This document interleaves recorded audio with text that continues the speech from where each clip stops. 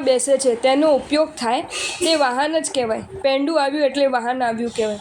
અમારે છેલ્લી મર્યાદા ડોલી છે. પૈંડું, સાયકલ, લારી, રિક્ષા પછી શું? અમારા મહાવ્રતો સાજા રહેશે ખરા? પૈંડું એટલે યંત્ર જ થયું. મોટરમાં એન્જિન હોય તેમાં જે યંત્ર આવ્યું કહેવાય. પરંતુ પૈંડું પણ યંત્ર છે અને તે તો વિજ્ઞાન પણ માને છે. પૈડાની શોધ કરી ત્યારથી યાંત્રિક યુગમાં સિદ્ધિ મળી છે તેવો વિજ્ઞાન દાવો કરે છે.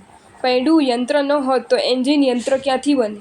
યંત્રનો અર્થ પેટ્રોલથી જ ચાલે તેવો નથી. જેમાં યાંત્રિક ગોઠવણીથી ગતિ આદિ ગોઠવાય તે યંત્ર છે. તો પછી તમારા હિસાબે તો સાયકલ પણ યંત્ર ન ગણાય ને? તો પછી અમે સાયકલ લઈને ફરી શકીએ ને? બળદગાડી પણ યંત્ર ગણાય છે માટે જ અમે નથી બેસતા ને? જો તમને આ વિડીયો ગમ્યો હોય તો આ વિડીયોને લાઇક કરો અને શેર કરો અને આવા જ નવા વિડીયો જોવા માટે જૈન ફેક્ટ્સ એન્ડ સ્ટોરીઝની ચેનલને સબસ્ક્રાઈબ કરો. ધન્યવાદ. જો તમને